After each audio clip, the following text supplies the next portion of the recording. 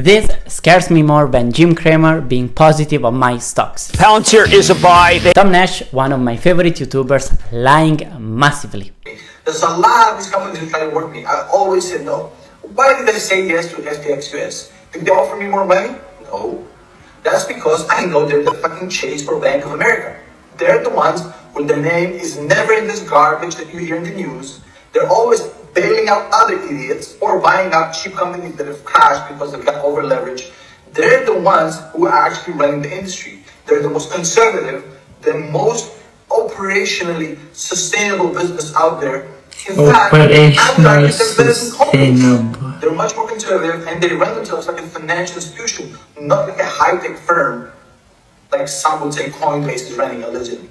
So for me, my currency, my cryptocurrency that is 100% on FTX US for a few reasons. I know it's safe, nothing will ever happen to it. I know I have the best fee structure in the business. I know that it's easy to use, easy to understand. But fortunately, I learned something from him. You can be my dad, you can be my brother, you can be my freaking girlfriend. If you're gonna pull some bullshit, I'm gonna call it out. I don't give a shit. And this is bullshit, and I'm about to expose this shit. What's going on is that a bunch of financial YouTubers, the biggest ones, Graham Stephan, Jeremy from Financial Educations, Joseph Carson, were promoting this crypto garbage to their audience called FTX. FTX is a crypto exchange like many others, but they have a competitive advantage. They have deep pockets to spend in a reckless way. The problem is that these influencers push this company as safe. Nothing will ever happen to it. When it is clearly not. Two reasons.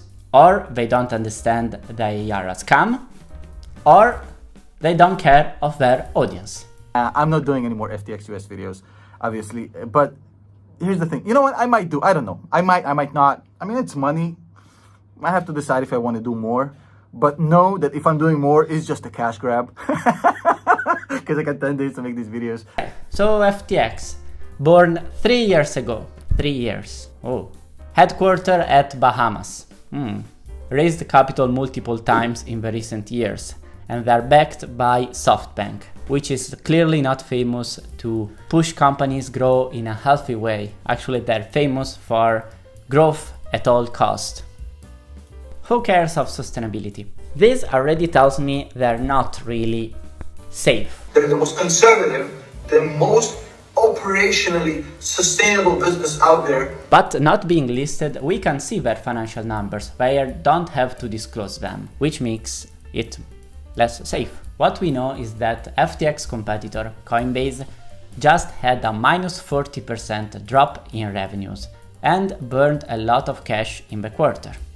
So FTX must not be in a very good shape right now. When people don't believe they can become crypto millionaire in 2 days, this business doesn't really go well. But let's see FTX business model. Paying top models, not that top model, this one. Sponsoring sport teams, change the name of the stadium. F1, pay $50K per month per influencer, at least up to $100 in crypto as a gift for new clients. 8% yield on your crypto deposits. Oof. So a huge cash burn here. What about the revenues? I know I have the best fee structure in the business. The lowest fees in the business, which means not very high revenues from each client. So huge cost to get a new client, tiny revenues from the clients. Doesn't sound good. This clearly reminds me what Patrick Boyle said about the dot-com bubble. Customers' lifetime value to a business matters a lot. It's basically how much money in profit can a business expect to make from each customer. Many of the dot-com companies were bringing on customers with a lifetime value to the business of around $10, but they were spending $60 to $80 in customer acquisition costs. This just couldn't work. I really doubt FTX is... They're the most conservative, the most operationally sustainable business out there. But as we said, they're not listed, they don't show the financials.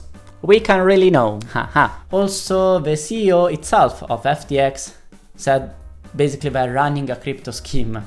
For now, actually ignore what it does or pretend it does literally nothing. It's just a box. All right, step one, we're already getting some red flags here. Pretend you're life-changing and actually do nothing. Okay, what's step two, Sam? And then this protocol issues a token. We'll call it whatever, X token. And X token promises that anything cool that happens because of this box is going to ultimately be usable by, governance vote of holders of the X tokens. They can vote on what to do with any proceeds or other cool things that happen from this box. And of course, so far we haven't exactly given a compelling reason for why there ever would be any proceeds from this box. But I don't know, maybe there will be. So that's sort of where you start. And now what happens? Well, X token has some market cap, right? It's probably not zero. Let's say it's, $20 million market cap that we're in. If you do this, everyone's going to be like, ooh, box token. Maybe it's cool. If you buy a box token, that's going to appear on Twitter and it'll have a $20 million market cap.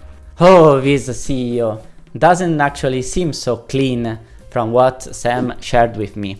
Look at the articles you can find in the description below. Thank you, Sam. For instance, apparently the founder is involved with Tether, which CoffeeZilla shared is probably one of the biggest Ponzi out there. The idea is that these businesses only built on hype can only grow if the hype keeps rising. But when there is no hype, problems starts arising and arising fast. That is why they pushed the marketing campaigns so aggressively right now, because they need to stop the lose on belief on crypto. Without trust in crypto, these companies are worthless, nada, and their businesses collapse, like Celsius, BlockFi, Voyager, and problems can arise when you want to withdraw your money. Doesn't seem so safe. What's new right now is that FTX... We aren't seeing enough signups, new traders at the current rate.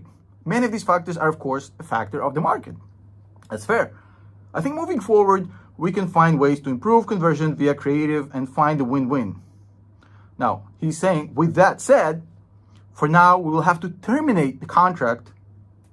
Just closed the sponsorships with these influencers. So not enough money coming in from these influencers pushing this garbage, which means is an additional red flag to a business. So please guys, be skeptical. Be skeptical of what influencers say, they push to you, and be skeptical of also what I'm saying here right now. If I'm wrong, please call me out. Feelings, love you, man. All the best. Keep the hustle going. Everything good. But, you know me, I'm always going to call out bullshit. I'm assuming you're not going to like this video, but hey, remember, I actually do legit fuck with you and no hard feelings at all. Later, buddy.